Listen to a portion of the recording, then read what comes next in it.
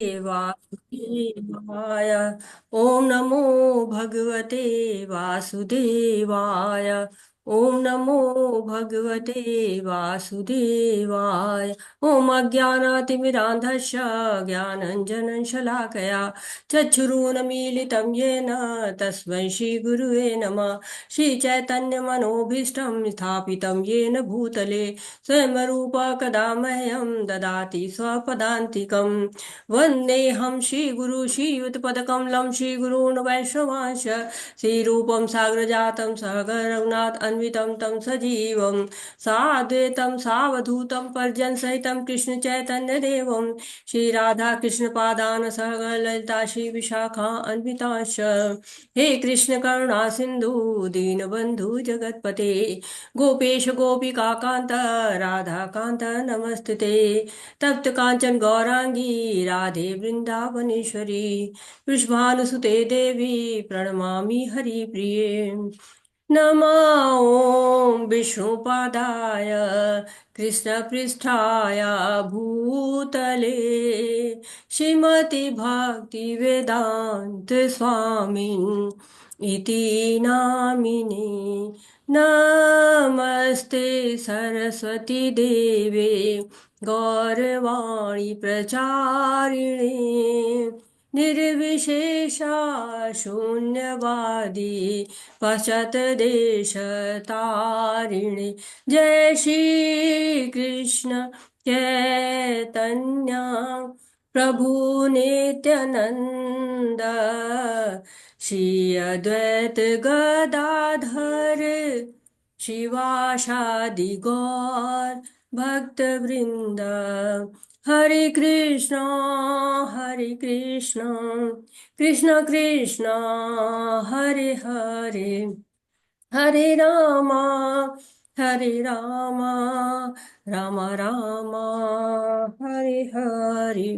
हरे कृष्णा सभी को हरे कृष्णा। श्रील प्रभुपाद जी के द्वारा श्रील प्रभुपाद जी की जय। हरे कृष्णा। सभी लोग एक बार बोलिए हरे कृष्णा कृष्ण कृष्ण हरे हरे हरे राम राम सभी राम पूछ सकते हैं। हरे हरे। हरे कृष्णा। हरे कृष्णा। हरे कृष्णा। हरे हरे कृष्णा। हरे माता जी। हरे कृष्णा सभी को हरे कृष्णा। हरे कृष्णा। हरे कृष्णा माता जी। हरे कृष्णा। हरे कृष्णा माता जी। हरे कृष्णा। माता जी अपने आप को अनम्यूट कर लीजिए, बाकी सब सही है। हरे कृष्णा सभी को हरे कृष्णा। तो आज का सत्र हम शुरू करते हैं। और जैसे हम सत्र शुरू करते हैं उसके पहले हम अपने पूज्य आध्यात्मिक गुरु शील प्रभुपाद जी की चरण वंदना करते हैं, उनको नमन करते हैं। और इस ऑनलाइन पाठ्यक्रम के जनक नमो निष्ठा दास प्रभु जी को, जो श्री श्री राधा गोविंदा मंदिर मैंगलोर के अध्यक्ष हैं, उनको और सारे शिक्षा गुरुओं को, सारे दीक्षा गुरुओं को, सबको नमन करते हैं। और आप सभी भक्तों को पांचांग प्रणाम करते हैं। और हरे कृष्णा। तीसरा कदम है आपका आकर्षण अब इस रास्ते की ओर बढ़ रहा है, आध्यात्मिक रास्ते की ओर बढ़ रहा है। जो लोग जो है आते हैं यहाँ, सुनते हैं, भगवान की वाणी को सुनते हैं, उनका आकर्षण अब कृष्ण की तरफ बढ़ने लगा है। तो पहले अध्याय में हमने जाना कि अर्जुन के प्रश्न थे, 5 प्रश्न थे, 5 दुविधाएं थी, संशय थे। पहला था कि दया, दूसरा था कि कोई आनंद नहीं, तीसरा था पाप पूर्ण कर्म, चौथा पारिवारिक परंपराएं का नाश हो जाएगा, और पांचवा था असमंजस। अब समस्या जब पता चल गई तो वो भगवान की शरणागति लेते हैं। और जब भगवान की शरणागति लेते हैं तो भगवान क्या बताते हैं? दया किस पर करनी है? शरीर पर नहीं करनी है, आत्मा पर करनी है। और फिर वो आत्मा के गुण बताते हैं। आप लोग में से कोई बताएगा आत्मा के गुण क्या क्या होते हैं? हरे कृष्णा। सुनीता माता जी बताना चाह रहे हैं, बताइए माता जी।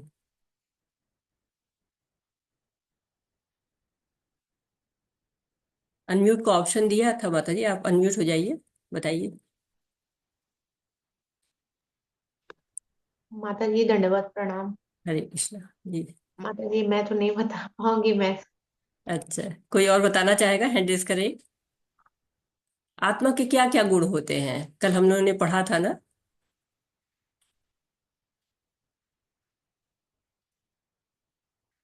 आत्मा क्या होती, आत्मा को न काटा जा सकता है, न जलाया जा सकता है, कल हम लोगों ने पढ़ा था। हाँ, माता जी आप अनम्यूट होइए, मैंने आपको ऑप्शन दिया हुआ है। हरे ईश्वरी कमला। कृष्णा जी हरे कृष्ण। हरे कृष्णा। जी दंडवत प्रणाम माता जी, सादर दंड। प्रणाम आप। हरे कृष्ण। माता जी, आत्मा को न जलाया जा सकता है, जैसे कि दूसरे अध्याय में हमने पढ़ा था, शायद दूसरे अध्याय में ना माता जी आत्मा के सारे गुण दिए हुए हैं, जी आपने जी कल ही बताया जी सारा। जी जी बिल्कुल। नैनम छिदन्ति शस्त्राणि नैनम दहति पावका, न इसे जलाया जा सकता है, न इसे सुखाया जा सकता है। मतलब आत्मा शाश्वत ही है, जैसे कि हम भगवान को शाश्वत मानते हैं, उसी तरीके से आत्मा भी शाश्वत है। बस आत्मा बहुत सारी होती हैं, अलग अलग होती हैं, और भगवान परमात्मा एक ही है। यही आत्मा के गुण है माता जी। और आत्मा ना कभी बदलती, व्यष्टि आत्मा है, अलग है वो भगवान से, भगवान का अंश है और परमात्मा का अंश है वो। लेकिन वो उसी तरह से सच्चिदानंद है जिस तरह से परमात्मा सच्चिदानंद। हरे बस कृष्ण। माता जी। हरे कृष्ण। रोशनी हरे माता जी कृष्ण। आप क्या, हरे कृष्ण, रोशनी माता जी आप क्या कहना चाहती हैं। हरे कृष्ण। हरे कृष्णा माता जी। जी माता जी। कल जो हमने सीखा था उसके अकॉर्डिंग आत्मा को ना तो छुआ जा सकता है और ना ही आत्मा का कोई आकार होता है, ना ही उसे किसी शस्त्र से काटा जा सकता है और ना ही उसे पानी से गीला किया जा सकता है, ना ही उसे सुखाया जा सकता है। आत्मा अजर होती है। जी अजर अमर होती है, धन्यवाद माता जी। तो आत्मा का बताया कि जैसे माता जी ने बताया कि नैनम छिदन्ति शस्त्राणि नैनम दहति पावक न चैनम दियंतापो न शोषति मारुतः है। तो वो अखंडित है, न जला सकते हैं, न सुखा सकते हैं, न मार सकते हैं, न भिगो सकते हैं, न सुखा सकते हैं। आत्मा क्या करती है, देहांतरण करती है। वांशांसि जीर्णानि यथा विहाय नवानि गृह्णाति नरोपराणि तथा शरीराणि विहाय जीर्णान्यानि संयाति नवानि देहि। जिस तरह मनुष्य पुराने वस्त्रों को त्याग देता है, नए वस्त्र धारण करता है, उसी तरह आत्मा पुराने शरीर को त्याग कर नए वस्त्रों को धारण कर लेती है। तो ये आत्मा की होती है। आत्मा का माप दिया हुआ है भगवत गीता में कि बाल के अग्रभाग के 100 टुकड़े किए जाएं और फिर उस भाग के 100 टुकड़े किए जाएं, तो वो आत्मा का जो है वो माप होता है। और कहते हैं कि भगवान ने आत्मा के बारे में बताया कि हाँ, शरीर पर दया जो है वो नहीं करनी है, आत्मा पर करनी है। शरीर तो नश्वर है, एक दिन समाप्त हो जाएगा, लेकिन आत्मा जो है वो शाश्वत है। और आनंद क्या है, जब वो भौतिक प्रश्न है, आनंद क्या है कि अगर तुम जीत जाओगे तो तुम राज्य का सुख भोगोगे, और अगर तुम हार जाओगे तो स्वर्ग का सुख भोगोगे। पारिवारिक परंपराओं के नाश पे भगवान ने कहा कि हमको रोल मॉडल बनना है। हमको कायर बन के अगर तुम युद्ध से भाग जाते तो अपयश फैलेगा। कोई ये नहीं कहेगा कि तुम बड़े अच्छे थे, तुमने दया की, नहीं। सब लोग कहेंगे कि इतने अस्त्र शस्त्र रह के भी जब लड़ने की हिम्मत नहीं थी तो फिर युद्ध के मैदान में क्यों आना था। असमंजस। बुद्धि को स्थिर करके भगवान में लगाना। व्यवसायत्मिका बुद्धि रे के यह कुरु नंदना। तो बुद्धि को एकदम स्थिर करके रखना, बहुशाखा नहीं करना है, बहुशाखा में विभक्त नहीं करना है। जब बहुशाखा हो जाती है बुद्धि तो क्या होती है, यहाँ वहां जब बुद्धि को लगाना शुरू कर देते हैं तो बुद्धि हमारी जो है भगवान में स्थिर हो ही नहीं पाती है। तो भगवान में बुद्धि को स्थिर करना है, बुद्धि को व्यवसायत्मिका बनाना। बहुशाखा हनांतश्च बुद्धयो व्यवसायिना। जो लोग दृढ़ नहीं होते हैं, जिनकी इतनी बुद्धि नहीं होती है, उनकी बुद्धि अनेक शाखाओं में रहती है। और लेकिन उद्देश्य क्या होना चाहिए, भगवान को प्रसन्न करने का होना चाहिए। और इस योग में कोई भी नुकसान नहीं है। नेहा विक्रम नाशस्ति प्रतवायो न विद्यते स्वल्पम पयस्य धर्मस्य त्रायतो भयतो महात्।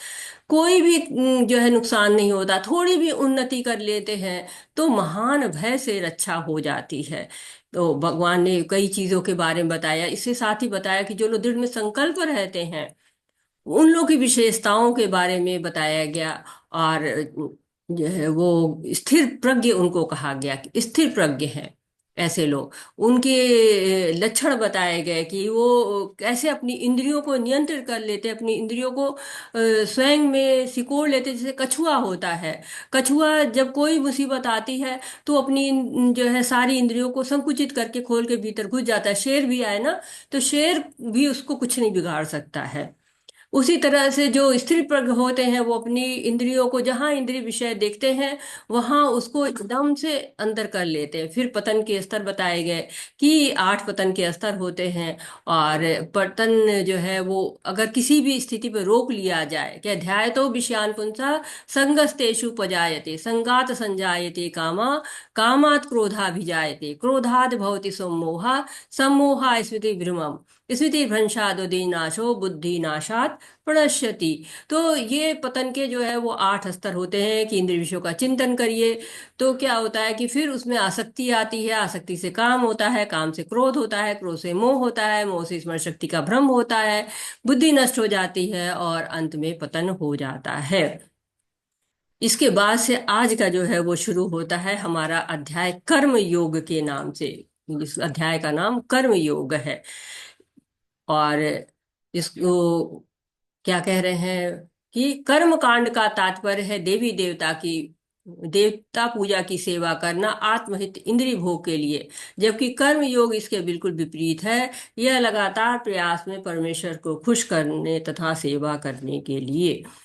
तो कर्म कांड और कर्म योग सबकी विशेषता यहाँ पर बताई जा रही है कि कर्म योग क्या होता है। जब हम योग की बात सुनते तो हमें लगता है कि कुछ गुणा भाग करना है, जैसे मैथ्स करते हैं 2 दूनी 4, 2 + 2 4 ऐसे ही, या फिर एक्सरसाइज आजकल बहुत ज़्यादा लोग करते हैं, तरह तरह की एक्सरसाइज करते हैं। लेकिन भगवान के यहाँ योग का अर्थ है जुड़ जाना, युक्त हो जाना। कर्म योग का मतलब है कि ऐसे कर्म करना जो भगवान की सेवा के लिए किए जाते हैं, ऐसे कर्मों को करना।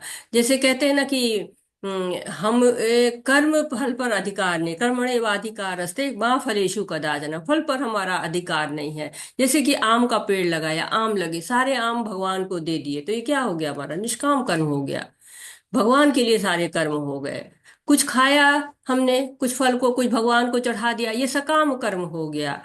और जो कर्म भोगी होता है वो सब स्वयं ही खा लेता है, उसको भगवान को चढ़ाता ही नहीं है। जो कर्म योगी होता है वो ये समझता है कि फल भी भगवान का, जमीन भी भगवान की, बादल भी भगवान की, वर्षा भी भगवान की, शक्ति भी जिससे काम किया वो भी भगवान का, सूरज भी भगवान का, तो हमारा क्या, सब कुछ जो है भगवान का, तेरा तुझको अर्पण क्या लागे मेरा। तो कर्म 3 प्रकार के शास्त्रों में बताए गए। एक अच्छे कर्म होते हैं, जो अच्छे कर्म करते, पुण्य कर वाले कर्म होते हैं, किसी को भोजन खिला दिया, कपड़े दे दिए, शारीरिक सहायता कर दी, कोई प्रत्यक्ष रूप से सहायता कर दी, कोई अप्रत्यक्ष रूप से कोई सहायता कर दी, वो अच्छे कर्म पुण्य कर्म होते हैं। बुरे कर्म जो जो कि विकर्म कहलाते हैं, चोरी कर लिया, डाका डाल दिया, लूट लिया, धोखा दिया, कटु वचन बोला, कपट किया, ये सब कर्म क्या होते हैं, शास्त्र के विपरीत है, पाप कर्म हो जाते हैं। और तीसरे प्रकार के कर्म होते हैं कृष्ण भावना भावित कर्म, सुखी रहना है हमको तो ये बस यही कर्म पर्याप्त है, इससे ज्यादा कुछ करने की जरूरत नहीं है। समान लोग जो है वो अच्छे कर्म को ही करना चाहते हैं, कहते हैं ना कि कर्म ही पूजा है। ज्यादातर लोग भगवत गीता को इतना ही समझते हैं कि कर्म ही पूजा है। जो भगवत गीता को डीपली नहीं पढ़ते वो सोचते हैं कि कर्म के बारे में बात हो रही है और हमें कर्म, हम पूजा जो है वो हम कर्म पूजा है, हम तो कर्म करते हैं, हम तो भगवत गीता फॉलो करते हैं। लेकिन भगवत गीता हमें बताता है कि ऐसा कौन सा कर्म हम करें जो पूजा की श्रेणी में आ जाए, कौन सा कर्म करेंगे तो कर्म बंधन नहीं होगा, इस कर्म से हम भवसागर को पार कर जाएंगे, मुक्ति में आ जाएंगे। यही तो दुविधा है, यही दुविधा का समाधान भगवत गीता में मिलता है कि कर्म ऐसे करो जो पूजा बन जाए। तो तीसरे अध्याय की रचना इसी के लिए की गई है और इस अध्याय का नाम है कर्म योग। दूसरे अध्याय में कहा गया ना कर्म योग, ज्ञान योग के बारे में हमने जाना, भक्ति योग के जो है वो थोड़ी सी झलकी मिली और कहा गया योगी बनो और कर्म करो। अब अर्जुन जो है वो द्विधा में आते हैं कि मैं योगी बनूं कि मैं कर्म करूं। साधारणतः लोग समझते हैं कि योगी बनने का अर्थ होता है कि जंगल में चले गए और बैठ के भगवान का ध्यान करते रहे, और कर्म करने वाले मतलब आके कर्म करेंगे इस भौतिक दुनिया में। लेकिन भगवान ने क्या, योगी बनो और कर्म करो, तो जो है यहाँ से अध्याय की शुरुआत होती है। अर्जुन उवाच जयसि तश्चेत कर्मणसे मता बुद्धिर्जनार्दन तत्की कर्मणि घोरे मां नियोजसि केशव अर्जुन ने कहा, हे जनार्दन, हे केशव, यदि आप बुद्धि को सकाम कर्म से श्रेष्ठ समझते हैं तो फिर आप मुझे इस घोर युद्ध में क्यों लगाना चाहते हैं। तो भगवान जो है को अर्जुन पूछ रहे हैं कि अगर ये जो है हमको बनना क्या है कि योगी बनना है, वो अच्छा सबसे है, भक्ति करना, आपका ध्यान करना सबसे अच्छा मार्ग है, तो ये कर्म हम क्यों करें, सकाम कर्म हम क्यों करें, सकाम कर्म जो शास्त्रों के अनुसार हो, लेकिन उसमें फल की आशा रहती है, भोग की भी लालसा रहती है। तो अर्जुन सोच रहा है कि मैं तो अच्छा काम करूंगा, जो सबसे बढ़िया वाला रास्ता है, श्रेयस्कर जो है वो करूंगा मैं। और युद्ध क्या है, युद्ध तो सकाम कर्म है, राज्य का सुख भोगेंगे इसकी अभिलाषा से युद्ध हो रहा है, तो मैं इसको नहीं करूंगा। तो सामान्य जन तो यही समझते हैं कि कर्म को त्याग दो, यही जो है वो भक्ति है। और अर्जुन का यही संशय दिख रहा है यहाँ पर। और भगवान के कई नाम भी आ जा रहे हैं, जनार्दन आ जा रहे हैं, जनार्दन है, केशव है। तो जनार्दन यानी कि जनता का जो है वो हित करने वाले, सारे जन का हित करने वाले। और केशव संशय को समाप्त करने वाले, असुर को मारने वाले, क्योंकि उन्होंने केशी नाम के एक घोड़ा था जो भगवान को मारने के लिए आया था, उसका वध किया था। यहाँ पर संशय आ गया, तो अर्जुन कह रहे हैं कि मेरे मन में जो संशय आया है इसको मार दीजिए। तो अर्जुन किसके लिए पूछ रहे हैं, हमारे बिहाफ पे प्रश्न कर रहे हैं। अर्जुन तो भक्त हैं, वो तो मतलब गुणाकेश हैं, अज्ञान उनके पास जा ही नहीं सकता है। व्यामिश्रेणेव वाक्येन बुद्धि मोहिसीव मे, तदेकं वद निश्चित्य येनो श्रेयो हमानुप्याम। आपके व्यामिश्रित अनाकर्थक उपदेशों से मेरी बुद्धि मोहित हो गई है, अतः कृपा करके निश्चित रूप से मुझे बताएं कि इस इनमें से मेरे लिए सर्वाधिक श्रेयस्कर क्या होगा। तो अर्जुन भ्रमित है, कह रहे कि मेरे लिए श्रेयस बताइए, बार बार जो अर्जुन कहते हैं कि श्रेयस बताइए, जो प्रयास जो है जो हमको श्रेय दिलाए, ऐसे कर्म नहीं करना चाह रहे हैं जो उनके लिए शॉर्ट टर्म के लिए हो, आज अच्छे लग रहे हैं, आज तो बड़े सब लोग वाह वाह करें, और कल बुराई हो कि नहीं कैसा था अर्जुन, नहीं, अच्छे रास्ता श्रेष्ठ मार्ग चाहते हैं वो। श्री भगवान उवाच, लोकोऽस्मिन् विविधा निष्ठा पुरा प्रोक्ता मया नघ, ज्ञान योगेन सांख्यानां कर्म योगेन योगिनाम। श्री भगवान ने कहा, हे निष्पाप अर्जुन, मैं पहले ही बता चुका हूं कि आत्म साक्षात्कार का प्रयत्न करने वाले दो प्रकार के पुरुष होते हैं। कुछ इसे ज्ञान योग द्वारा समझने का प्रयत्न करते हैं और कुछ भक्ति की सेवा के द्वारा। तो भगवान तक पहुंचने के दो मार्ग बताए गए, एक ज्ञान योग है। ज्ञान योग क्या है, शरीर और आत्मा का ज्ञान। भगवान कपिल ने देवहूति जो उनकी माता थी उनको ये सांख्य योग दिया था, जो आत्मा और शरीर का विश्लेषण करता है। ये योग, इस ज्ञान के माध्यम से ज्ञान योगी भगवान का ज्ञान प्राप्त करता है और उसके बाद भगवान के लिए कार्य करना आरंभ कर देता है। दूसरा है भक्ति योग, कृष्ण की संतुष्टि के लिए कर्म का फल जो है वो भगवान को अर्पित कर देना है। स्वयं के कर्म हमारे अधिकार में है, फल हमारे अधिकार में नहीं है। और यही कृष्ण भावनामृत है जो कि हमको शुद्ध करता है। यदि हम पूरी तरह से भगवान कृष्ण पर आधारित हो जाते हैं, आश्रित हो जाते हैं, इंद्रियों को सारा वश में कर लेते हैं, तो ये मार्ग ही कृष्ण भावना भावित कर्म कहलाता है। अब यहाँ पर कह रहे हैं कि कई रास्ते जा रहे हैं, भगवान को पाने के कई रास्ते हैं, दिस वे जाए या दैट वे जाए, तदेकम पद, एक बात बोलिए। दूसरे जो श्लोक है उसमें अर्जुन कह रहे तदेकम पद, एक बात बताइए। और मैं इस सबसे क्या हो रहा हूँ, संशयग्रस्त हो रहा हूँ, भ्रम में पड़ रहा हूँ, आप मुझे केवल एक बात बताइए कि मुझे करना क्या है। न तो कर्म से विमुख होकर कोई कर्म फल से छुटकारा पा सकता है, न ही केवल संन्यास से सिद्धि प्राप्त की जा सकती है। तो भगवान अर्जुन को समझा रहे हैं कि अर्जुन सोच रहा है कि युद्ध अलग है और भक्ति का काम अलग है, और भक्ति करने के लिए ये सारे कर्तव्य छोड़ देने हैं, जाके जंगल में जाके वहां पर हमको भगवान को ध्यान रखना है। लेकिन भगवान कहते हैं कि देखो, कर्म किए बिना तो आप रह ही नहीं सकते, क्षण भर भी नहीं रह सकते हैं आप। कर्म से विमुख होकर आपको कर्म फल से छुट्टी मिल जाए ऐसा भी नहीं हो सकता है, और न ही संन्यास से सिद्धि हो जाए। तो फिर क्या करें, कर्म फल का त्याग करें, अकर्म करो, भगवान के लिए कर्म करो। क्योंकि कर्म तो है ही, अगर आप बिल्कुल शांत बैठे रहते तो भी सांसें चल रही हैं, कर्म तो हो रहा है ना, बैठे हैं आप, यही एक जो है जो इंग्लिश में कहते हैं ना वर्ब, तो वो भी तो एक क्रिया है ना। भौतिक तात्पर्य भौतिकवादी मनुष्यों के। कोई पढ़ना चाहेगा? हरे कृष्णा। हरे कृष्णा, जो पढ़ना चाहें कृपया रेज हैंड करें। हाँ, मनीषा माता जी, अनम्यूट करिए अपने आप को माता जी। यस, हरे कृष्ण प्रभु जी। जी पढ़िए माता जी। हम्म। तात्पर्य तात्पर्य पढ़ना है ना प्रभु जी? जी जी माता जी। हाँ। न तो कर्म से विमुख होकर कोई हरे कृष्ण कर्म माता फल जी। से हरे कृष्ण, छुटकारा पा तात्पर्य सकता है। तात्पर्य तात्पर्य बोलो। से पहले हरे कृष्ण। श्रील प्रभुपाद को याद करिए, क्योंकि तात्पर्य उनके द्वारा किया गया है। श्रील प्रभुपाद की जय, श्रील प्रभुपाद के द्वारा, ऐसा बोल हाँ, के पढ़ना। श्री प्रभुपाद की जय, श्री प्रभुपाद के द्वारा। तात्पर्य भौतिकवादी मनुष्यों के हृदयों को विमल करने के लिए जिन कर्मों का विधान किया गया है उनके द्वारा शुद्ध हुआ मनुष्य ही संन्यास ग्रहण कर सकता है। शुद्धि के बिना संन्यास ग्रहण करने से सफलता नहीं मिल पाती। हृदय की शुद्धि के बिना संन्यास सामाजिक व्यवस्था में उत्पात उत्पन्न करता है। दूसरी ओर यदि कोई नियत कर्म को न करके भी भगवान की दिव्य सेवा करता है तो वह उस मार्ग में जो कुछ भी उन्नति करता है उसे भगवान स्वीकार करता है। बुद्धि योग। हरे कृष्ण प्रभु जी। पंचा हरे कृष्ण। प्रणाम। हरे धन्यवाद कृष्ण, माता जी, बहुत बहुत धन्यवाद। धन्यवाद माता जी। हरे कृष्णा। तो यहाँ पर क्या कह रहे हैं, प्रभुपाद जी का तात्पर्य है ये। प्रभुपाद जी ने टीकाएं लिखी है इस पे, और कितना सुंदर से बातों को समझा देते हैं। स्पष्ट रूप से कह रहे हैं कि देखिए, सन्यास कैसे संभव है? जब आपका हृदय शुद्ध हो।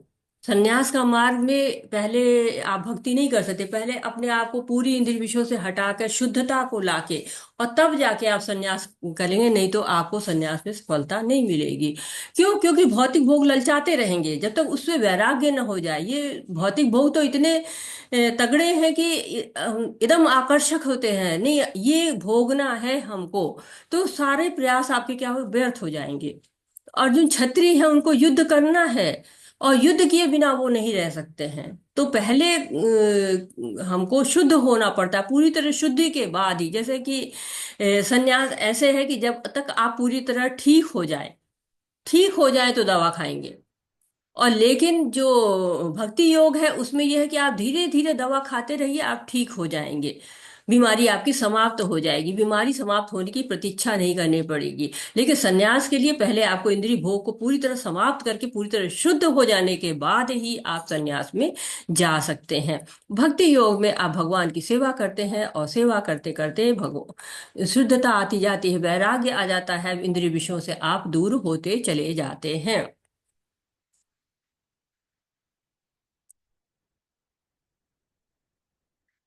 कर्मेन्द्रियाणि संयम्य आस्ते मनसा स्मरण इंद्रियार्थन विमूढ़ात्मा मिथ्याचार स उच्यते।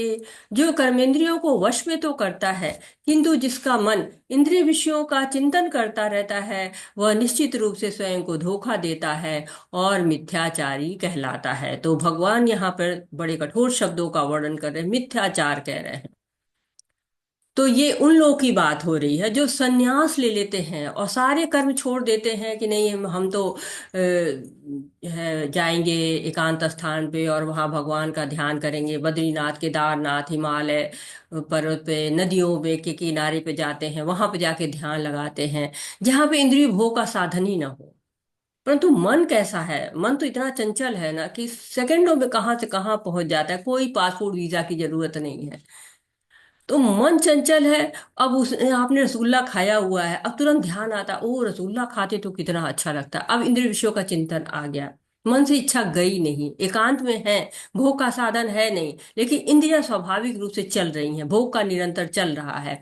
ऐसे लोगों को भगवान ने क्या कहा है? मिथ्याचारी कहा है। जैसे बगुला होता है ना, नदी में जाता है, एक टांग उठा के खड़ा रहता है कि नहीं, मैं तो आजकल व्रत कर रहा हूँ, तप पे हूँ, आजकल मैं कुछ खाता पीता नहीं हूँ। जैसे मछली आती है, तुरंत मुंह डालता है और खा लेता है। हमने अभी दूसरे अध्याय में पढ़ा, ध्याये तो विषान पुंसा संगस्तेषु उपजायते संगात संजायते कामा कामात क्रोधो भिजायते। तो विषयों का जैसे ही ध्यान होता है वैसे ही पतन के जो और लेवल्स है बढ़ते जाते हैं, और अंत में पतन होने का चांस रहता है। तो सब कुछ त्याग दिया, परंतु अवसर मिलते ही क्या होता है? इंद्रिय भोग शुरू हो जाता है। तो इंद्रियों पर वश वश नहीं चलता। इंद्रियां इतनी हठीली होती है ना, बहुत ही हठीली है। अगर आप सोच लें कि ये काम मुझे नहीं करना, वो बार बार उधर ही प्रेरित करती रहती कि नहीं आपको करना है, करना है। और मैं हमेशा ये की चीज कहती हूँ कि अगर आपको कोई कपड़ा पसंद है या ना पसंद है, आप उसको केवल अपने सामने टांग दीजिए और बोलिए कि इस कपड़े को मैं नहीं पहनूंगा। और 7वां दिन तब होगा जब आप उस कपड़े को पहन के चले जाए, खड़े हो जाएंगे। तो ये क्या होता है, इंद्रियों का बस नहीं चलता है। कुछ लोग व्रत रहते हैं, देखिए तो क्या है, पूरे दिन ये चर्चा चलती है कि क्या खाएंगे, कल क्या खाएंगे। मैंने ऐसे घर भी देखे हैं जहां पे लोग कहते हैं कि अच्छा कल जो है व्रत का कोई सामान घर में नहीं है तो कल व्रत मत रहो। तो ये क्या है, खाने का ही पहले ध्यान आता है, तप का ध्यान नहीं आता, भगवान की चर्चा का ध्यान नहीं आता है।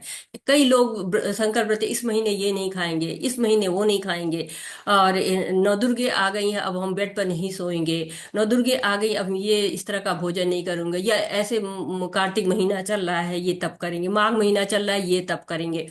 लेकिन होता क्या है, इंतजार होता है कब ये महीना खत्म हो, कब जो है वो हम बेड पर जाके सो जाए, कब हम अपनी इच्छित वस्तुओं को खा लें।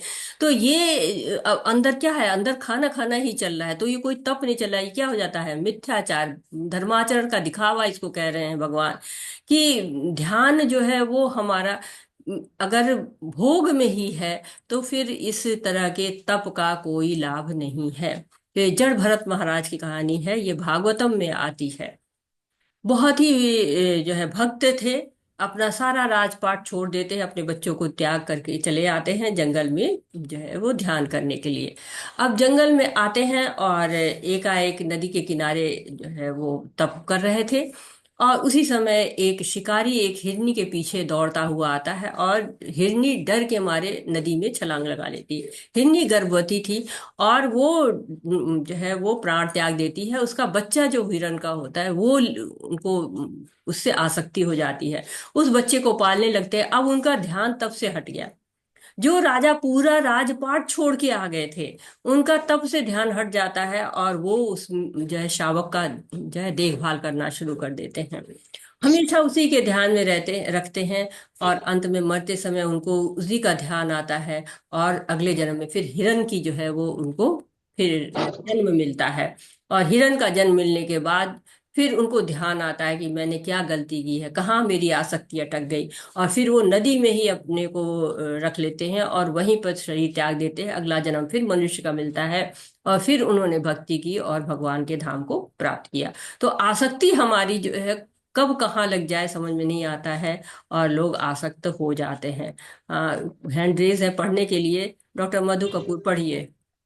हरे कृष्ण।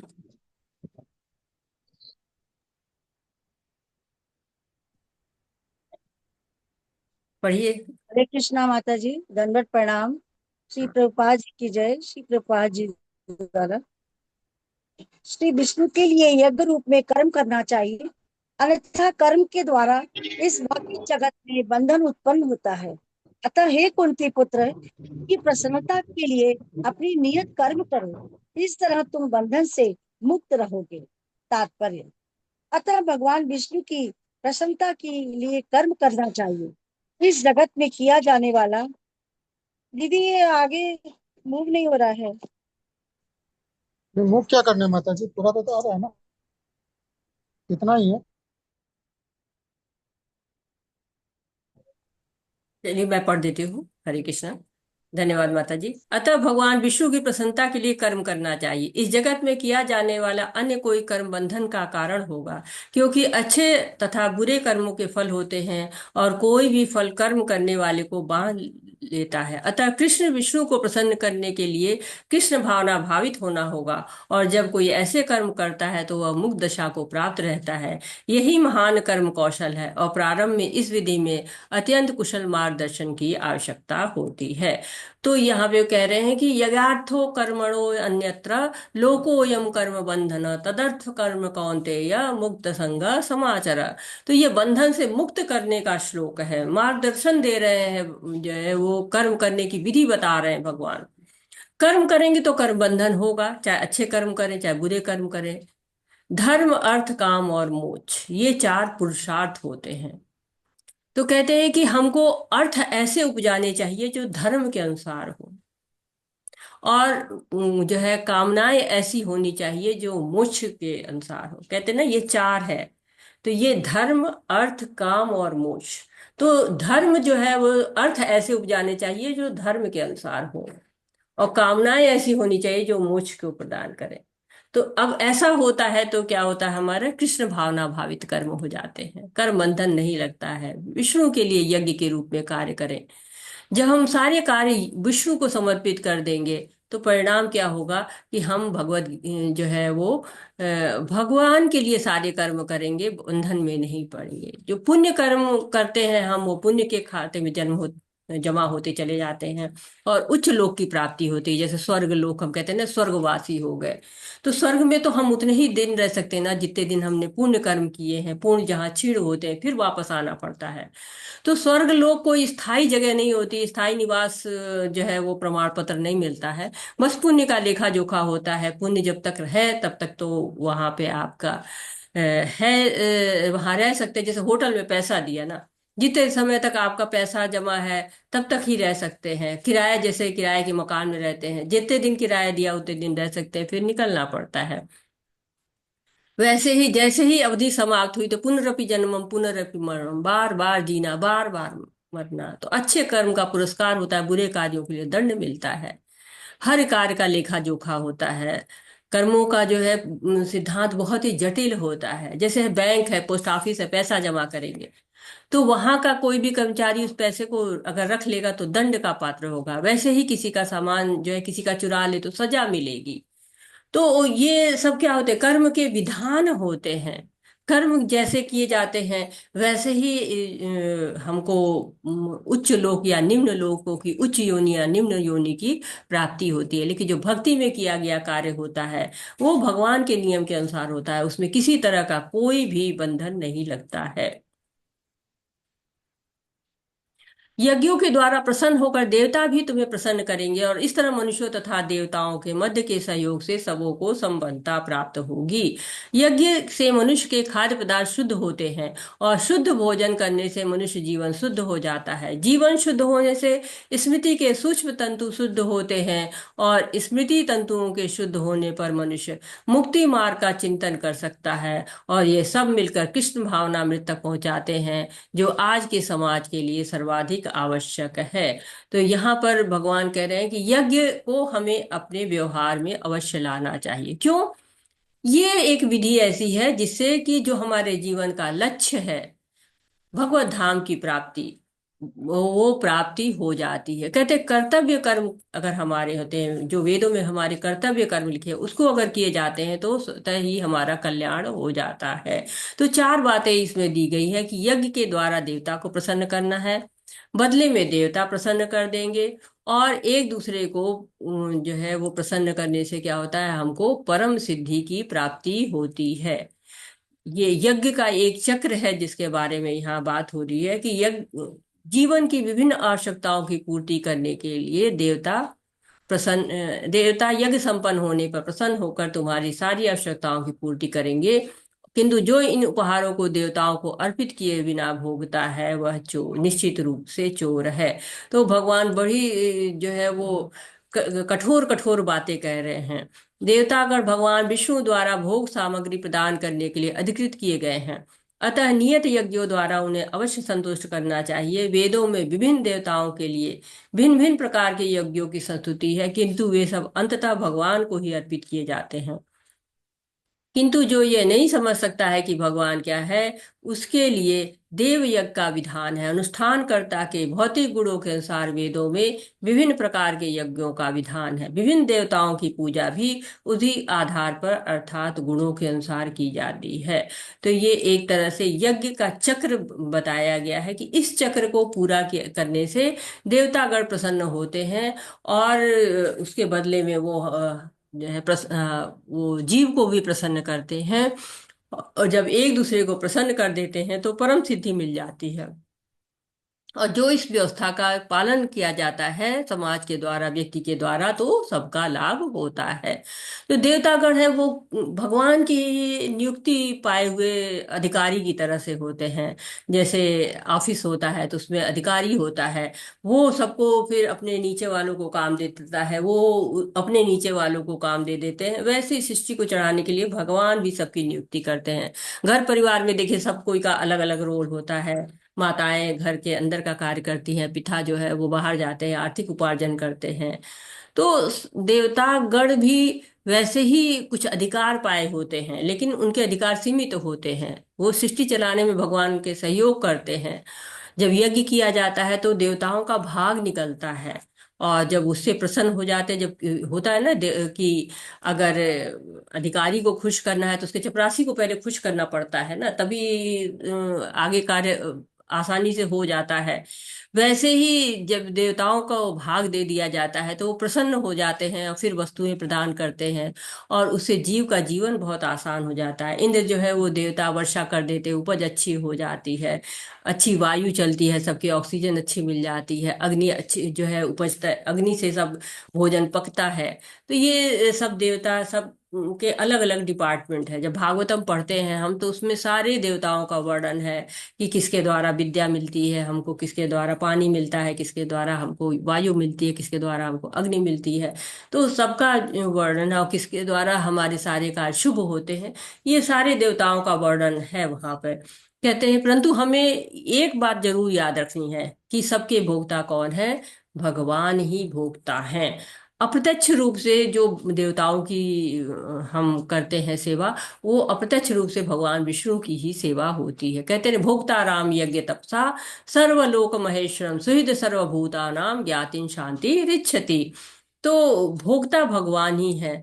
और यहाँ क्या है कि भगवान से जो है वेद आए हुए हैं, और वेदों से कर्तव्य जो है कैसे क्या कर्तव्य कर्म हमें करना है ये वेदों में वर्णन है। उसके अनुसार जीव जो कर्तव्य करता है, यानी कि यज्ञ करता है, यहाँ पे यज्ञ करने से वर्षा होती है, वर्षा होने से अन्न उपजता है, अन्न से जो फिर खाद्य पदार्थ बनते हैं, जो जीव है उसके लिए भोजन तैयार होता है, और वो जो है जीव क्या करता है, भगवान को अर्पण कर देता है। तो ये यज्ञ का चक्र ऐसे चलता रहता है। यज्ञ शिष्टाशिनः सन्तो मुच्यन्ते सर्वकिल विषये भुंजते ते त्वघं पापा ये पंचात्म कारणात्। भगवान के भक्त सभी प्रकार के पापों से मुक्त हो जाते हैं, क्योंकि वे यज्ञ में अर्पित किए भोजन प्रसाद को ही खाते हैं। अन्य लोग जो इंद्रिय सुख के लिए भोजन बनाते हैं वो निश्चित रूप से पाप खाते हैं।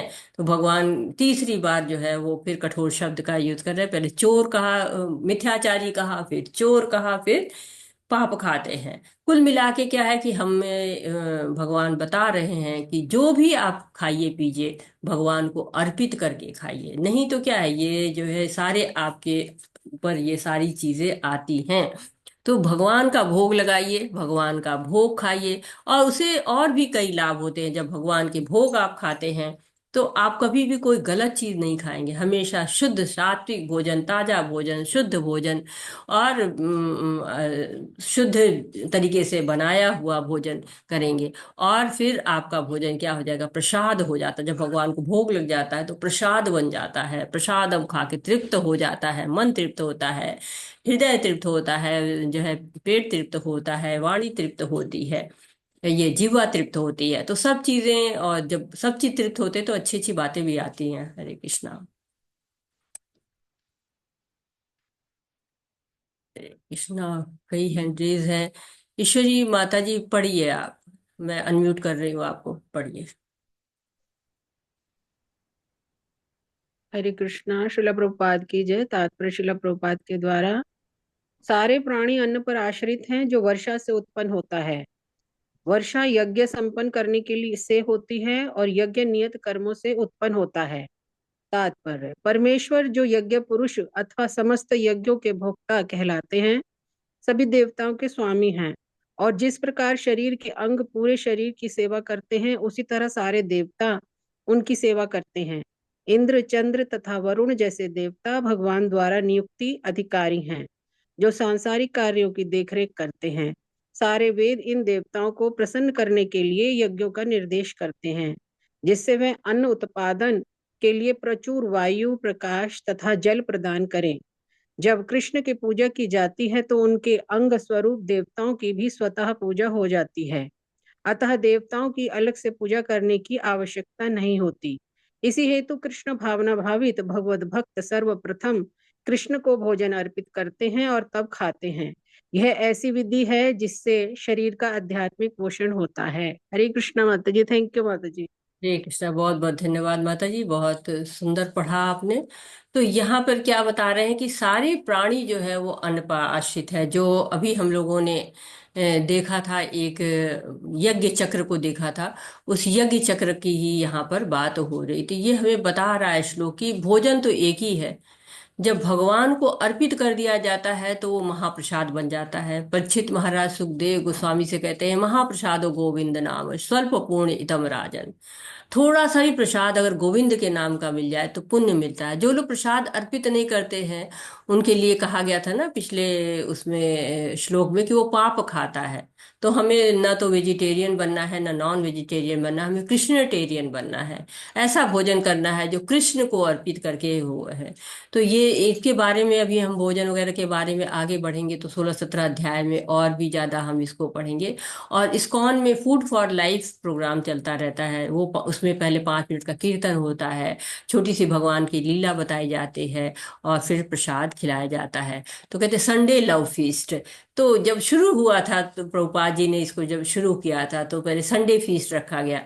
फिर उनके जो शिष्य लोग थे उसमें उन्होंने लव और जोड़ा तो संडे लव फीस्ट हो गया। इसका उद्देश्य क्या होता है कि मंदिर के आसपास कोई भूखा ना सोए। खाने वाले और खिलाने वाले दोनों का जो है वो इसमें कल्याण होता है। भोजन खिलाने से केवल पेट भरता है, लेकिन जब प्रसाद खिला दिया जाता है तो इच्छा भरती है, शुद्धि होती है। तो एक तरह से ये बहुत ही बड़ी सहायता जो है जीव की होती है। और यहाँ से हमको इतना ज्ञान तो हो जा रहा है कि भगवान ही सारे यज्ञ के भोक्ता हैं। तो हमें भगवान का ही आशीर्वाद चाहिए, भगवान के नाम का गुण गाना चाहिए, क्योंकि भगवान के ही गुण गाने से हमारा जो उद्देश्य है इस जीवन का वो आएगा। तो भगवान को जब हम प्रसन्न करते हैं, जब उनको प्रसादम भोग अर्पित करते हैं तो क्या होता है, एक तरह से ये देवताओं को भी उनका भाग मिलता है, उनकी भी प्रसन्नता होती है और उनकी भी पूजा हो जाती है, भगवान भी संतुष्ट होते हैं। कहते हैं कि भगवान ने हमारे कितना सब दिया हुआ है, तो हमें भगवान को थैंक यू तो कहना चाहिए। ना हमें चोर बनना चाहिए, ना हमें मिथ्याचारी बनना चाहिए, ना हमें पापी बनना चाहिए। भगवान ने शरीर दिया है, बुद्धि दी है, सूर्य प्रकाश दिया है, जल दिया है, वायु दिया है। हमारा जीवन भगवान पे ही निर्भर है। जैसे माता पिता हमारा पालन पोषण करते हैं, हम उनके ऋणी हो जाते हैं। तो माँ बाप क्या का ऋण कैसे चुकाते, पिंड दान करके चुकाते हैं। वैसे देवता भी हमारी आवश्यकताओं की पूर्ति करते हैं, तो देवताओं को भी हमें थैंक यू बोलना चाहिए।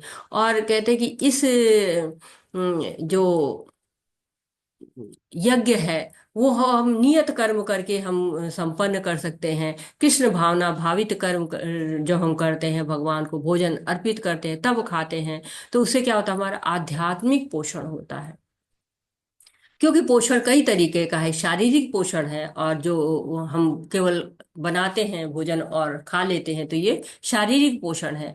लेकिन जब हम उसको भगवान को अर्पित करके खाते हैं तो वो आध्यात्मिक पोषण उससे होता है।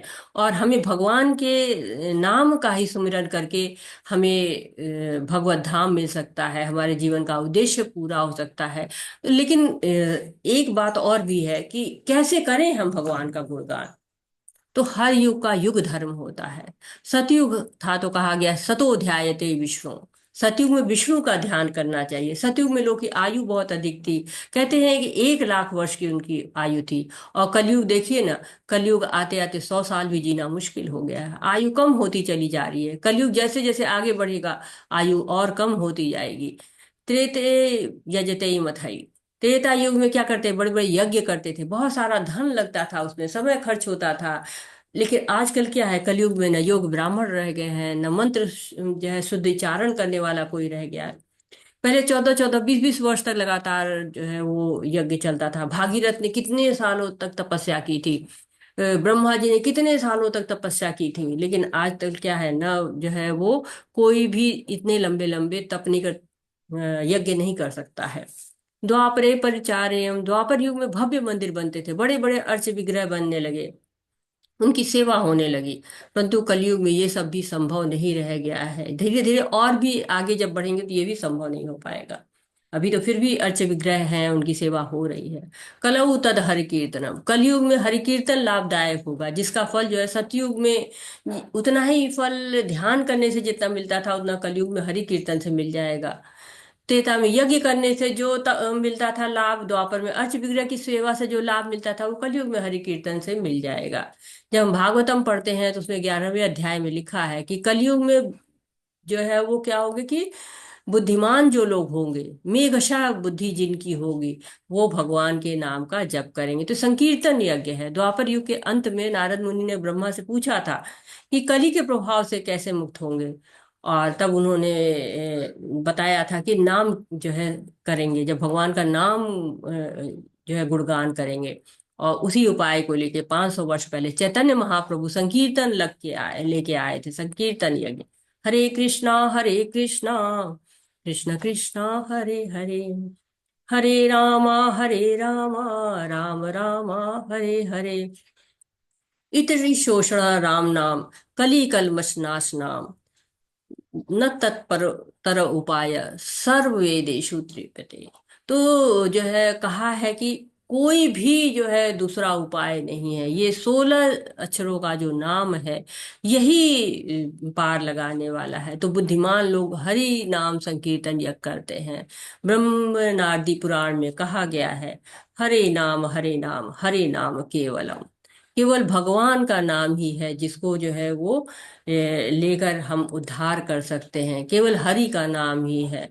और ये कहते हैं जैसे कि कहा गया ना कि 3 बार ऑर्डर ऑर्डर ऑर्डर कहने से वो बात महत्वपूर्ण हो जाती है, वैसे ही कहा गया कि कलयुग नास्ते नास्ते नास्ते व गति अन्य था। तो 3 बार कहा गया कि और कोई उपाय नहीं है, और कोई उपाय नहीं है, और कोई उपाय नहीं है। तो इसलिए भगवान का जो है नाम लेना बहुत जरूरी है। कहते हैं कि भगवान के तो बहुत सारे नाम हैं, कहते हैं विष्णु सहस्त्र नाम है, किस किस नाम का जाप करें। तो शास्त्र कहते हैं ना कि कोई बीमार होता है तो बहुत सारी दवाएं होती हैं, परंतु वो दवा जो है वो कौन सी है जो आपकी बीमारी को ठीक करेगी, तो वही सबसे ज्यादा उपयोग होगी। तो ब्रह्मा जी ने बता दिया, इति षोडशा नाम नाम। तो इस जो है वो 16 शब्दों के जो नाम है, इसी को जो है कली कलमश नाशनम कहा गया है। तो इस जो है हरि कीर्तन को, संकीर्तन यज्ञ को करना चाहिए। और संकीर्तन यज्ञ करने के लिए बताया गया है कि सबसे पहले क्या करते हैं, मैं आपको माला दिखाती हूँ। ये मेरी जप माला तो ये नहीं है, लेकिन हाँ ये मेरे पास अभी रखी हुई है, इसलिए मैं इसी को दिखा रही हूँ आपको। दिख रही है माला? तो ये जो माला है 108 मन के इसमें होते हैं, जप माला इसको बोलते हैं 108। और यहाँ पर जो है ये इसकी गांठ होती है, इसको सुमेरु कहा जाता है यहाँ पे। और 108 मन की इसमें होती है ये गांठ से। यहाँ पर जो है पंच तत्व पहले बोला जाता है, जय श्री कृष्ण चैतन्य प्रभु नित्यानंदा श्री अद्वैत गदाधर शिवासादि गौर भक्त बिंदा। उसके बाद पहले इस पे रहता है, ये उंगली ऊपर रखते हैं, ऐसे रखते हैं, और ऐसे हरे कृष्णा कृष्ण कृष्णा हरे हरे, हरे रामा राम रामा हरे हरे। तो ऐसे बोलते बोलते हम जाते हैं, ऐसे पूरा करते करते ये माले को पूरा करते करते आते हैं। और फिर आते आते फिर हम यहाँ पर पहुंच जाते हैं। जब ये सुमेरु पर्वत फिर आ जाता है, फिर हम पलट देते हैं, इसके सुमेरु पर्वत को हम पार नहीं करते, इधर की तरफ हम नहीं आते। फिर यहीं पर फिर बोलते हैं, जय श्री कृष्ण चैतन्य प्रभु नित्यानंदा श्री अद्वैत गदाधर शिवासादि गौर भक्त वृंदा। और फिर आराम से, बहुत आराम से बोलते हैं, हरे कृष्णा कृष्ण कृष्ण हरे हरे, हरे रामा राम रामा हरे हरे। ऐसे बहुत जोर आवाज में चिल्लाना नहीं है, लेकिन ऐसे बोलना है कि आपके कानों तक वो जरूर आए।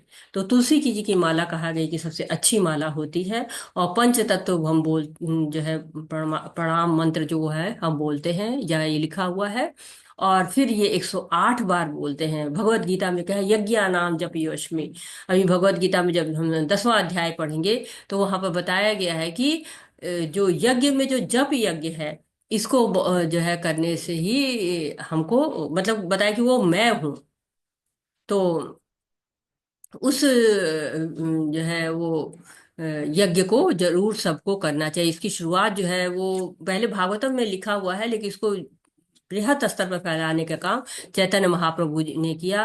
और वो जगह जगह जाते थे, मधुर कीर्तन करते थे। कीर्तन इतना मधुर होता था कि पशु पक्षी सब उनके पीछे पीछे चल देते थे। हर गली, हर जिले, हर जगह वो जो है वो हरि नाम की संकीर्तन करते थे। और लोग मतलब वो घर घर तक पहुंचाने के लिए उन्होंने बहुत तपस्या इसकी की है। उसके बाद ये आंदोलन आगे बढ़ाने के लिए सब लोग प्रयास कर रहे हैं, और सबको इस जो है कार्यक्रम में जुट जाना चाहिए, सबको प्रयास करना चाहिए ताकि सब लोग हरि नाम संकीर्तन करें। बहुत असीमित लाभ है इसके। ये थ्योरी नहीं है, ये प्रैक्टिकल है। कहते हैं ना, पहले इस्तेमाल करो फिर विश्वास करो।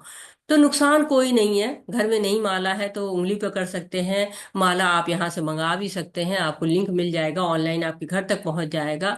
और अनुभव है, मेरा भी अनुभव है, और यहाँ के सारे जितने भक्त लोग हैं सबका अनुभव है कि परिवर्तन अवश्य आएगा। ये हमारा 100% नहीं है, यह कई 100%, लाखों, थाउजेंड, हजारों, लाखों, जितने परसेंट का ये सारे परसेंट है कि अनुभव आप इसको कर सकते हैं। फिर हमको एक लगता है कि हमारे पास समय नहीं है।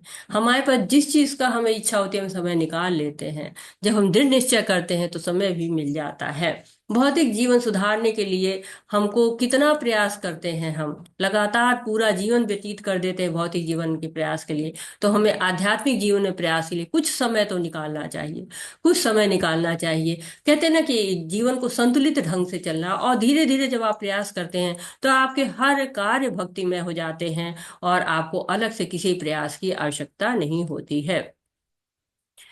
यामिमा पुष्पितां वाचा प्रवदन्त पिपश्चितः वेदवादरता पार्थ नान्यदस्तिवादिनः। अल्पज्ञानी मनुष्य वेदों के इन अलंकारिक शब्दों के प्रति अत्यधिक आसक्त रहते हैं, जो स्वर की प्राप्ति, अच्छे जन्म, शक्ति इत्यादि के लिए विविध सकाम करने करने की संस्तुति देते हैं। तो कहते हैं कि हमें कर्म फल जो करने चाहिए वो कर्म की आसक्ति के बिना करने चाहिए। जो हमारे कर्म हैं वो ऐसे होने जैसे राजा जनक कर रहे थे। राजा जनक क्या थे कि वो राजा भी थे, ऋषि भी थे, और वो उसके बाद भी कहते हैं राजधर्म को भी उन्होंने भक्ति की तरह से निभाया। तो जब एक राजा कर सकता है भक्ति और राज्य साथ साथ, तो हम तो कर ही सकते हैं। अतः कर्म फल में आसक्त हुए बिना मनुष्य को अपना कर्तव्य समझकर निरंतर कर्म करते रहना चाहिए, क्योंकि अनासक्त होकर कर्म करने से परम ब्रह्म की प्राप्ति होती है। तो सबसे बड़ी बात है कि आसक्ति से दूर रहना है हमें। कर्म जो भी कर्म करें उसमें हमारी आसक्ति नहीं होनी चाहिए। जब हम आसक्त हो जाते हैं तो हम फिर उससे और तरह तरह के कमियां आनी शुरू हो जाती हैं। यद् यद् आचरति श्रेष्ठ तद्देव तरो जन, स यत् प्रमाण कुरुते लोकस्तद अनुवर्तते। महापुरुष जो जो आचरण करता है वह सामान्य व्यक्ति उसी का अनुसरण करते हैं। वो अपने अनुसरणीय कार्यों से जो आदर्श प्रस्तुत करते हैं संपूर्ण विश्व उसका अनुसरण करता है। तो कहते हैं कि हमको ऐसे कार्य करना चाहिए कि लोग देखें उसका जो है वो अनुकरण करें, उसका जो है वो अनुसरण करे। एक तरह से अनुकरण, अनुसरण करे। तो अर्जुन कह रहे हैं कि मैं युद्ध छोड़कर चला जाऊंगा एकांत स्थान में। तो कहते हैं नहीं, आपको ऐसे कार्य करने हैं जो आपका कार्य देख के सामान्य जन वो कार्य करे। तो प्रभुपाद कहते हैं 3 श्रेष्ठ पुरुष हैं, माता पिता हैं, वो जैसा आचरण करेंगे बच्चा वैसा ही आचरण करेगा। अगर घर में शांति है तो बच्चा भी शांत होगा, घर अशांत है तो बच्चा भी अशांत। जैसे प्रभुपाद जी को भक्ति का वातावरण मिला, माता पिता वैष्णव थे तो बहुत कम उम्र में उन्होंने भक्ति करना शुरू कर दिया। तो इसी तरह से जो है शिष्य को जो है जो गुरु होता है वो गढ़ता है। गुरु का भी आचरण श्रेष्ठ होना चाहिए। जो जो कार्य गुरु करेगा वो कार्य जो है शिष्य भी करना शुरू करेगा। और साथ ही साथ जो कर्म अधीनस्थ कर्मचारी होते हैं वो उच्च अधिकारी को देकर कार्य करने लगते हैं। अगर उच्च अधिकारी बेईमान है तो वो भी बेईमान हो जाते हैं, अगर उच्च अधिकारी अच्छा है तो वो भी अच्छे कार्य करते रहते हैं। लेकिन समाज में ऐसे ऐसे लोग भी हैं जो कि किसी खिलाड़ी का, किसी लीडर का, किसी हीरो हीरोइन का ही अनुसरण करने लगते हैं, जो कि उचित नहीं है। जीवात्मा अहंकार के प्रभाव से मोहग्रस्त होकर अपने आप को समस्त कर्मों का कर्ता मान बैठता है, जबकि वास्तव में वे प्रकृति के 3 गुणों के द्वारा संपन्न किए जाते हैं। तो ये बहुत अच्छा बताया, बहुत महत्वपूर्ण है। ये श्लोक आपको अपने साथ ले जाना चाहिए। प्रकृति क्रियामाणानि गुणे कर्माणि सर्वश अहंकार विमूढ़ात्मा कर्ता हमति मन्यते। तो हम कर्ता समझते हैं अहंकार के कारण, लेकिन वो कार्य कैसे होता है? 3 गुणों के प्रभाव में रहता है। अज्ञान में हम रहते हैं, अहंकार में रहते हैं और खुद को कर्ता मान लेते हैं। तो 2 तरह के लोग होते हैं। जो कृष्ण भावना भावित होते हैं, वो कृष्ण के अहंकार में रहते हैं कि नहीं, कृष्ण ही सब कुछ है, हमें सारे कार्य कृष्ण के लिए करने हैं। और जो व्यक्ति स्वयं के अहंकार में, मिथ्या अहंकार में रहता है, जो कि तमोगुण रजोगुण के प्रभाव में रहता है, वो सोचता है मैं ही सारे कार्य कर रहा हूँ, और वो कर्तापन के कारण बंध जाता है। जैसे होता है ना कि बच्चे मिठाई के पीछे भागते हैं, वैसे ही जीवात्मा भोग के पीछे इधर उधर भागती रहती है। माया बहुत ही शक्तिशाली होती है, नचाती रहती है हमें। अहंकारी आत्मा भूल जाती है कि हम भगवान के अंश हैं, और यही कर्तापन उसके कर्म बंधन का कारण बनता है। हरे कृष्णा। अर्जुन ने कहा, हे विश्ववंशी, मनुष्य न चाहते हुए भी पाप कर्मों के लिए प्रेरित क्यों होता है? ऐसा लगता है कि उसे बलपूर्वक उसमें लगाया जा रहा है। तो कह रहे कि अर्जुन का बड़ा सुंदर सा प्रश्न हो रहा है। कई कई बार हमें भी लगता है कि हम तो नहीं करना चाहते कोई पाप कर्म, और हाँ हो जाता है हमसे। तो कोई जीवात्मा पाप क्यों करती है? क्योंकि जबरदस्ती लगता है उससे कि हमें कराया जा रहा है। बहुत लोग बहुत संपन्न होने के बाद भी होटलों में छोटी छोटी चोरियां करते रहते हैं, कहते हैं मुझे इसकी जरूरत नहीं थी, लेकिन फिर भी मैं कर रहा हूं। तो ऐसा क्यों होता है, ये बता रहे हैं भगवान। धूमेनाव्रियते बहिर्था आदर्शो मलेन च यथोल्बनेनावृते गर्भतस्तातेनेदमावृतम। जिस प्रकार अग्नि धुएं से, दर्पण धूल से, भूण गर्भाशय से आवृत रहता है, उसी प्रकार जीवात्मा इस काम की विभिन्न मात्राओं में आवृत रहती है। तो अग्नि, जैसे कह रहे हैं कि अग्नि धुएं से रहती, जैसे हम हवन करते हैं तो उसमें अग्नि होती है, पर दिखाई क्या देता है? धुआं दिखाई देता है, अग्नि नहीं दिखाई देती है। हम हवन सामग्री हटाते हैं तो वो भी जो है वो थोड़ा सा अग्नि हमको दिखाई पड़ती है, लेकिन हवन सामग्री जब तक डालते थे धुआं ही धुआं दिखाई देता है। तो कहते हैं कि जो अग्नि जैसे धुएं से जो है वो रहती है, ढकी रहती है। दर्पण धूल से, दर्पण गंदा हो जाता है, चेहरा नहीं दिखता है, केवल धूल दिखती है।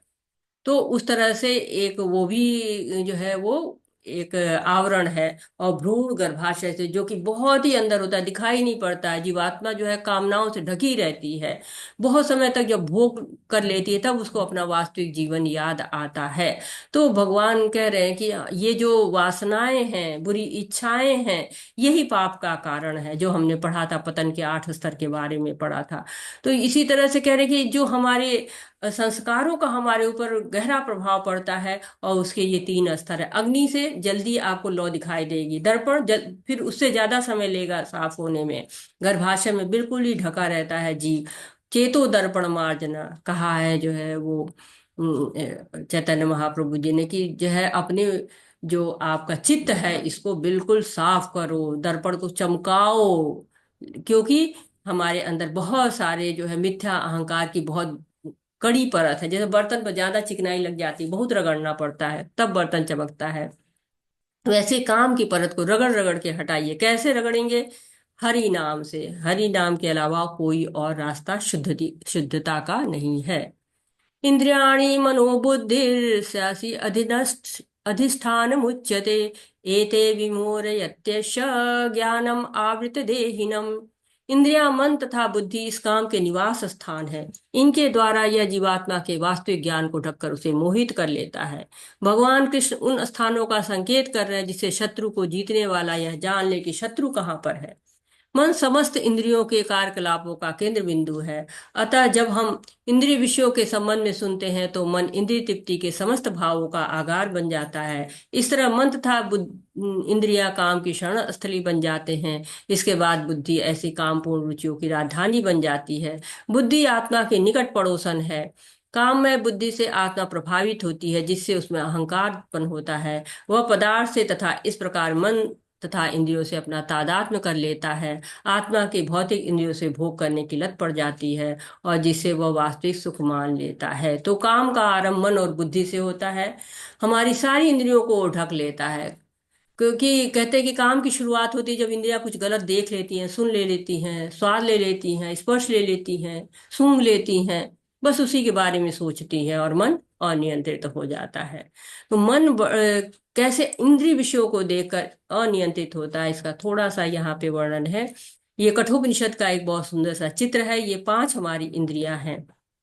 ज्ञानेंद्रिय है, आंख है, नाक है, कान है, और जो है स्पर्श त्वचा है, और जीवा है। और इनकी जो लगाम है, मन के हाथों में लगाम है और पीछे आत्मा बैठी हुई है। ये चित्र बहुत सुंदर सा चित्र है। कहते हैं ना कि लगाम जो है वो सारथी के हाथ में होती है। सारथी क्या है? बुद्धि है।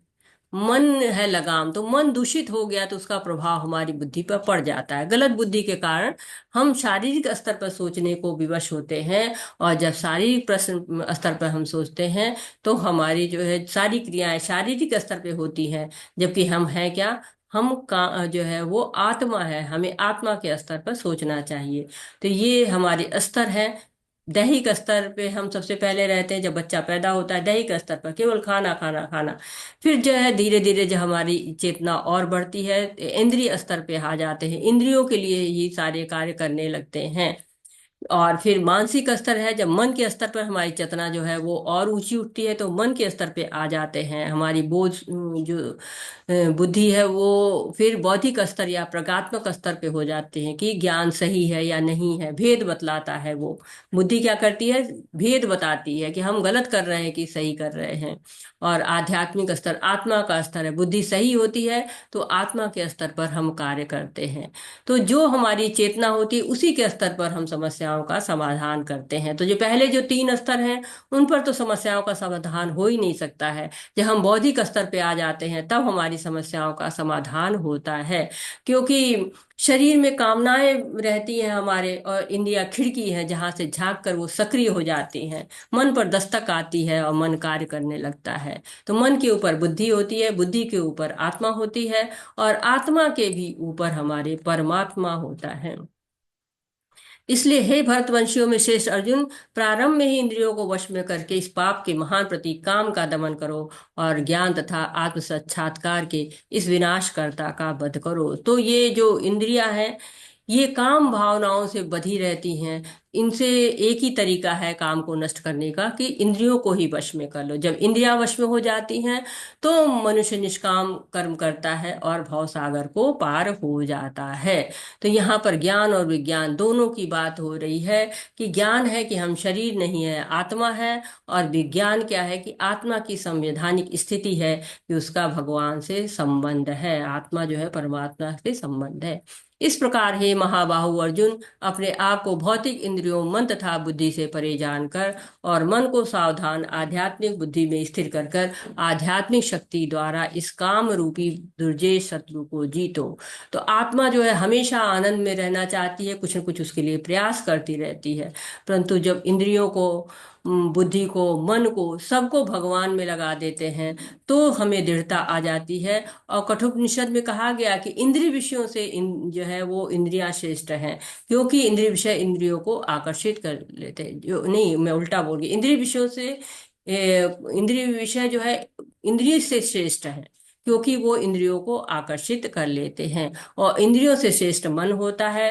मन को अगर भगवान की सेवा में लगा दिया जाए तो इंद्रिय विषयों से दूर हो जाएगा। और जब परम दृष्टा निवर्तते, परम स्वाद लग जाता है तो सारे फीके हो जाते हैं।